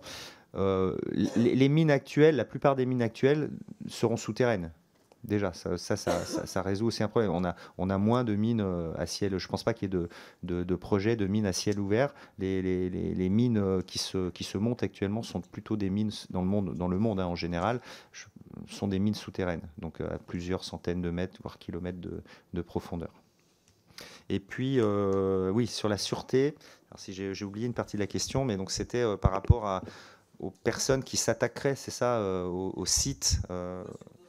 Oui, au site, on l'a vu avec les bassines, par exemple, hein, bien sûr, à Sainte-Soline. En fait, on a parlé tout à l'heure de l'acceptabilité. Donc, j'allais dire, dès qu'il y a un projet, vous avez des opposants. Hein, vous avez un McDonald's qui se monte, vous avez des gens qui sont contre le McDonald's. Voilà. Donc, les mines, ça sera pareil, avec des impacts différents, on est bien d'accord. Mais en fait, vous avez une partie de la population locale qui va être informés par des procédures qui sont prises en compte. Vous avez aussi maintenant l'après-mine qui est pris en compte dans les lois qui sont actuelles. C'est-à-dire qu'un industriel ne peut pas repartir et laisser un trou béant et ne plus s'occuper de sa mine et de la pollution résiduelle qui pourrait rester. Donc du coup, effectivement, c'est plutôt pour rassurer les personnes. Et puis quant aux opposants politiques, parce que vous avez des opposants politiques qui viennent parfois d'Allemagne ou d'ailleurs pour s'opposer à un projet en France, ceux-là, effectivement, ils doivent être, j'allais dire, surveillés, encadrés par la loi, et s'ils commettent des actes répréhensibles, assumer leurs actes. Voilà. Merci. Nous arrivons à présent aux interventions plus individuelles. Nous avons 6 orateurs inscrits, oratrices également. Vous avez parlé de mines dans le Nord. Je passe la parole à notre collègue Joris Beauvais. Si vous voulez prendre la parole. Ensuite, nous aurons Pierre Priptich, Perceval Gaillard et Nicolas Forissier. Ensuite, Dominique Voynet en dernier et Guillaume Bigot en 5e. Merci, Monsieur le Président, Monsieur le rapporteur. Donc effectivement, dans ma circonscription, dans l'Allier, à Échassières, un projet d'extraction de lithium a vu le jour. Ce projet doit permettre la production de lithium pour 700 000 batteries de véhicules par an et contribuer ainsi à la transition énergétique, soit la moitié de la production automobile française. L'exploitation minière est un enjeu de souveraineté énergétique, mais également un sujet d'indépendance financière. Aujourd'hui, le projet dans l'Allier a bénéficié de soutien public dans le cadre du plan France Relance et de France 2023 pour la recherche et le développement. Mais par contre, ces financements n'atteignent pas le coût effectivement exorbitant d'1 milliard d'euros représenté par le projet. Alors pensez-vous que l'État apporte un soutien suffisant aux entreprises ? Dans quelle mesure les pouvoirs publics pourraient-ils faciliter la mise en place de ce type de projet ? Et aujourd'hui, la Chine est le premier producteur de batteries. Alors pourrions-nous récupérer une part de son marché économique, au moins au niveau européen ? Et le leader chinois BID Auto a investi dans l'acquisition de mines de lithium pour sécuriser justement son approvisionnement, une étape stratégique qui permet une indépendance à l'entreprise. Alors devrions-nous sensibiliser notre industrie automobile, secteur qui souffre beaucoup ces dernières années, à en faire de même? Je vous remercie.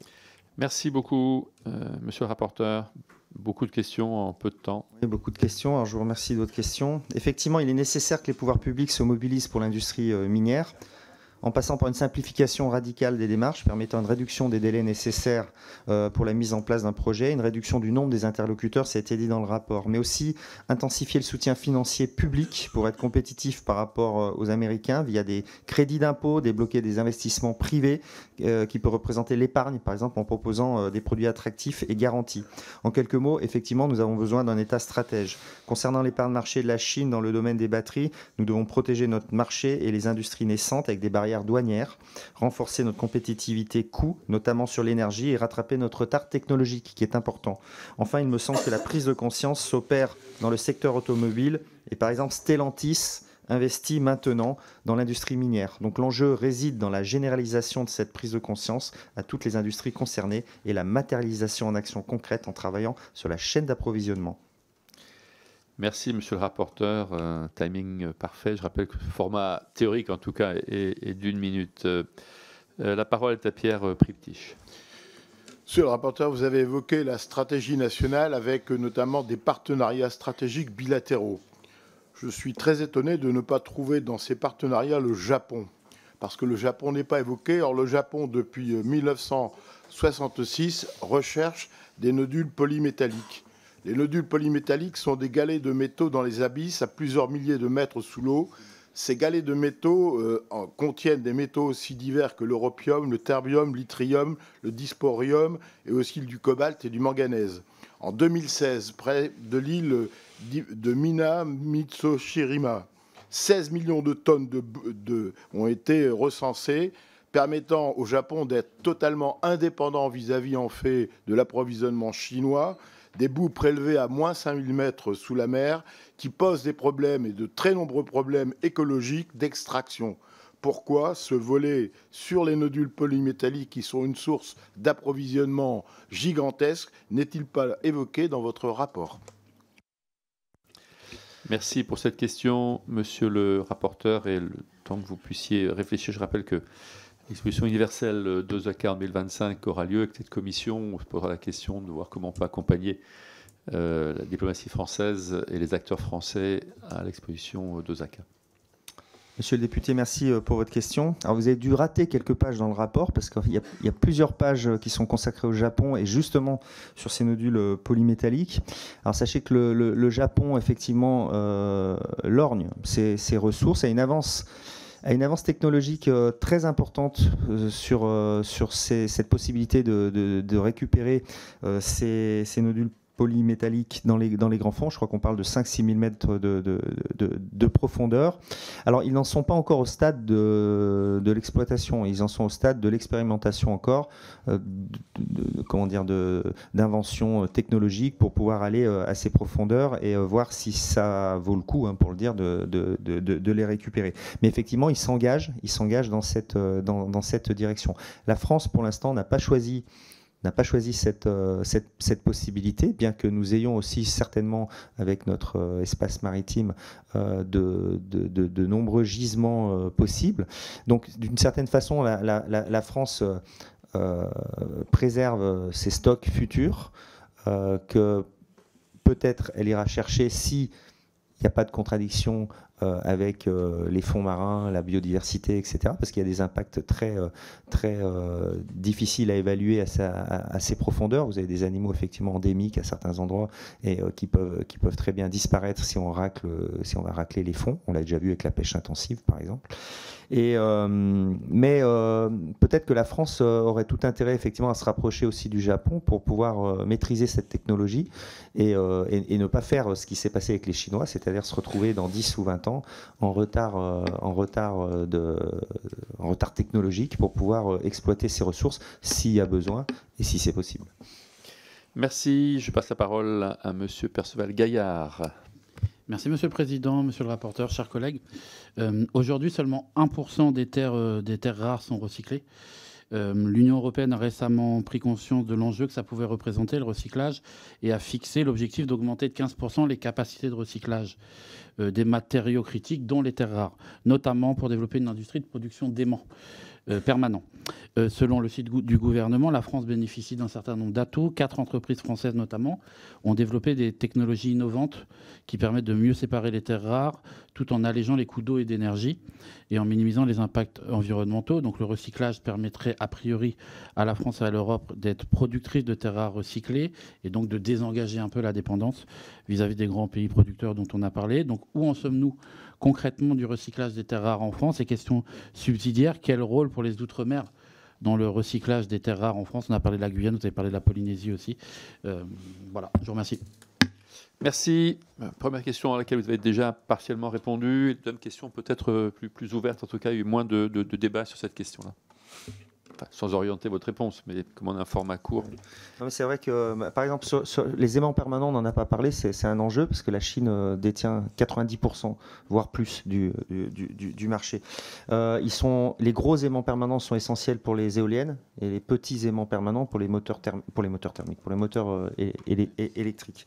Donc, effectivement, la France s'est lancée dans la possibilité de recycler les aimants permanents et ça, c'est une source très intéressante pour retrouver un peu d'autonomie sur ce domaine-là. Alors où on en est exactement, ça avance, on va dire. Hein. Il y a plusieurs projets, de start-up qui se mettent à élaborer des systèmes de recyclage des terres rares. Alors il y a beaucoup de terres rares évidemment, donc ça dépend lesquelles. Hein. On n'est pas sur toutes les terres rares. Mais c'est quelque chose qui avance en France. Le seul problème, j'en ai déjà parlé, c'est la dispersion de ces terres rares dans des quantités infimes qui se perdent en fait et qui sont pas recyclables. Et attention, juste un point, quand on parle de terres rares en France, on est sur quelques kilos, hein, c'est-à-dire qu'on n'est pas du tout dans les proportions des métaux critiques. Voilà, je vais passer la parole à présent à Guillaume Bigot. Merci. Monsieur le Président, chers collègues, Monsieur le rapporteur, votre travail de grande qualité met en lumière l'irrationalité des objectifs imposés en matière de transition vers le tout électrique en matière de véhicules. Vous indiquez que la demande mondiale en lithium, par exemple, on pourrait prendre toutes les terres rares que vous avez évoquées, indispensable pour les batteries électriques, sera multipliée par 40 d'ici 2050. Cette augmentation brutale de la production va générer donc des émissions de CO2 considérables, ce qui vient contredire formellement l'objectif initial de réduction de ces émissions. Monsieur le rapporteur, existe-t-il une évaluation précise des émissions de CO2 générées par l'extraction et la transformation du lithium, par exemple, nécessaire à cette transition? Par ailleurs, comment justifier la poursuite d'objectifs européens aussi réalistes et absurdes que l'interdiction des véhicules thermiques d'ici 2035? Ne s'agit-il pas là d'une entreprise de destruction programmée de notre industrie automobile qui met volontairement en péril notre souveraineté industrielle? Albert Einstein disait « Deux choses sont infinies, l'univers et la bêtise humaine. » Mais, ajoutait-il, en ce qui concerne l'univers, je n'ai pas encore acquis la certitude. Monsieur le rapporteur, avec l'interdiction de la voiture thermique en 2035, avons-nous acquis la certitude de l'insondable bêtise de Bruxelles? Je vous remercie. Monsieur le rapporteur, n'hésitez pas à poser une question. Question avec comment dire un ton qui peut paraître humoristique, mais qui est essentiel en fait, qui est essentiel effectivement. Je vous remercie. Vous dénoncez à juste titre dans votre question l'empreinte carbone importante que l'extraction et la transformation de lithium auront. Alors selon l'entreprise Imerys, je vais vous donner des chiffres. L'extraction d'une tonne de lithium en France émet 8 kg de CO2 par tonne, contre 16 et 20 kg de CO2 pour du lithium australien ou chinois. Donc pour la transformation qui est également énergo-intensive, cet écart sera encore plus grand, sans compter les émissions liées au transport des matières premières importées. La plus grande mesure écologique à prendre est donc bien entendu la relocalisation de ces activités industrielles en France. Je vous rejoins sur la décision mortifère de l'interdiction des véhicules thermiques d'ici 2035, qui non seulement ne serait efficacement, écologiquement, que dans le cadre d'une politique puissante de réindustrialisation, mais fait passer notre industrie automobile d'une technologie thermique que nous maîtrisons et que nous aurions pu améliorer à une technologie dans laquelle, et c'est alarmant, nous accusons un retard. Mais en même temps, j'allais dire, ce besoin de matières premières énorme, et donc du renouveau minier, c'est l'application du programme écologique. Merci. La parole à Dominique Voynet à nouveau. Oui, merci Monsieur le Président. En lisant votre rapport, Monsieur le rapporteur, j'avais le sentiment d'un travail sérieux et même érudit, puis sont venues évidemment les interventions des collègues de votre groupe, très polémiques, très politiciennes, et c'était presque amusant de vous voir lire des réponses rédigées à l'avance sur le format ad hoc, qui permettait à votre parti de faire son miel d'un travail qui devrait être collectif. Et d'ailleurs, il n'y a jamais aucun débat ici. Il y a une succession de monologues qui servent évidemment essentiellement les préoccupations politiques des différents groupes.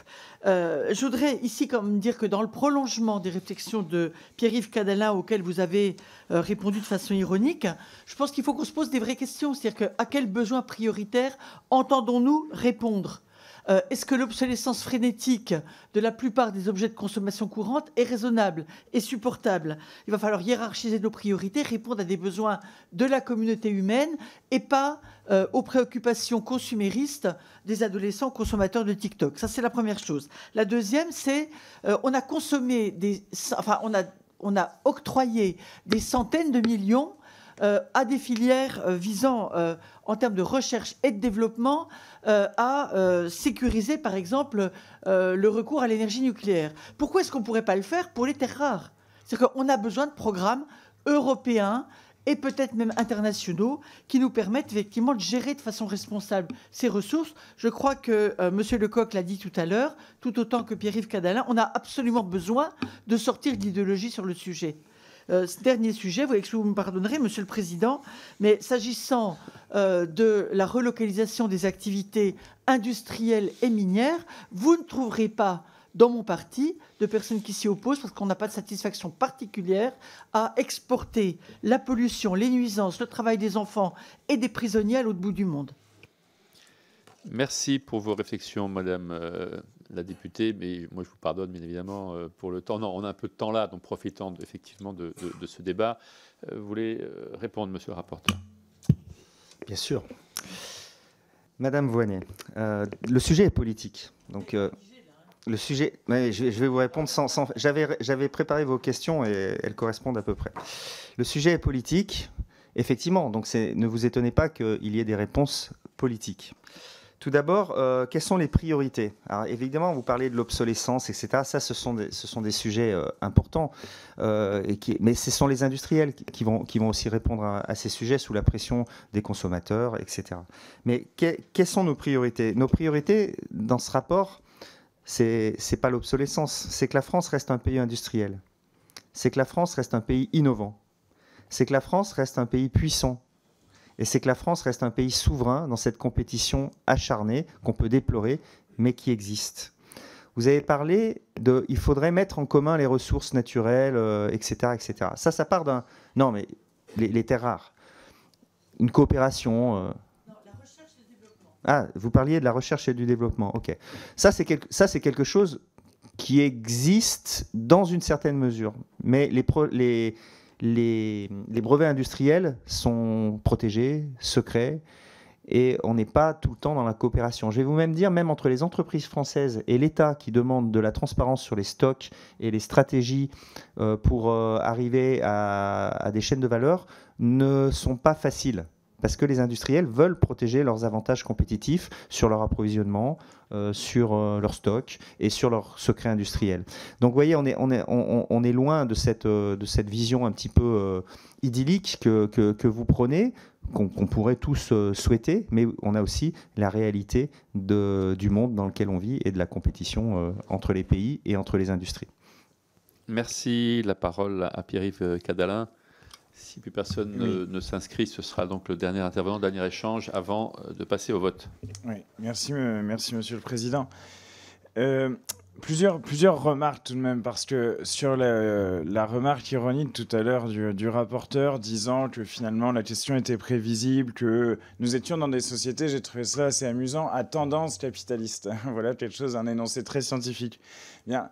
Sur la question du recyclage et du fait de vous parier sur un progrès technique dans le temps. Mais si vous faites l'histoire économique de ces 2 derniers siècles et l'histoire du rapport entre nos sociétés et l'environnement, à chaque fois que les processus techniques de production s'améliorent dans le cadre de l'économie capitaliste, eh bien la demande augmente ensuite. Ça s'appelle l'effet rebond. Donc vous ne pouvez pas dire on va réussir à rester dans les limites posées par la nature grâce au progrès technique. Nous savons que c'est faux, que c'est établi scientifiquement comme faux. Et nous savons, vous n'avez pas répondu à cette question, la gravité considérable du changement climatique. Et je ne dis pas que j'ai toutes les réponses, ni mon groupe, mais au moins nous avons le mérite de poser la contradiction entre d'un côté le changement climatique et de l'autre les modes de production actuels. Ce n'est pas un petit point de détail, c'est la question centrale de l'époque, question qui doit être donc posée démocratiquement. Je termine là-dessus. Vous disiez tout à l'heure, les industriels qui vont agir sous pression des consommateurs. Ça, c'est la vision de la démocratie d'un type qui s'appelait Hayek. Voilà, c'est les néolibéraux. Mais nous, on pense que la démocratie, elle doit être décidée par les citoyens. Ça s'appelle la République sociale. C'est une grande tradition française, d'ailleurs. Merci. Est-ce que ça amène un commentaire de votre part, monsieur le rapporteur? Oui, un petit commentaire. De niveau de discussion. Un petit commentaire. Non, mais effectivement, on n'a pas la même vision. Bon, de la société, j'allais dire tant mieux, hein, d'une certaine façon. Et voilà ce que je peux vous répondre. Moi, je pars du constat des sociétés dans lesquelles nous vivons. Pour l'instant, c'est vrai, nos sociétés ne vont pas ni vers la décroissance, ni vers un retour en arrière sur certaines technologies, et on consomme de plus en plus. Bon, on peut le regretter, on peut le combattre, c'est une partie de votre combat politique, mais pour l'instant, on doit faire avec. C'est pas vraiment l'objet du rapport. Excusez-moi, le rapport, c'est... Il peut y avoir on s'est limité dans notre rapport. Chacun, j'allais dire, met les terres rares, les métaux précieux et même les pierres rares où il veut. Vous en avez autour du cou et autour du doigt, et il y en a qui le mettent dans les iPhones. Voilà, chacun ses priorités. Voilà, merci pour ces échanges. Il nous reste encore une étape à franchir. Conformément à l'article 145 de notre règlement, on va procéder au vote, non pas sur le contenu du rapport, bien sûr, mais sur la publication. Qu'est-ce qui est pour la publication de ce rapport? On a le droit de voter, nous ? Oui, tout le monde peut voter. Qu'est-ce qui s'y oppose? Personne. Ce rapport sera donc publié. Merci beaucoup, monsieur le rapporteur, pour ce travail, en espérant qu'une partie importante des propositions puisse être retenue et mise en œuvre. Et je rappelle qu'on va faire un effort dans cette commission pour... vous aider à la mise en œuvre d'une partie la plus importante possible de vos propositions. Merci. On se retrouve donc à 17h pour l'audition du ministre des Affaires étrangères sur la question spécifique de la Syrie, pour une audition de 1h30. On a un format vraiment très, très contraint, donc là je serai un peu plus précis sur les timings. Voilà, la séance est levée.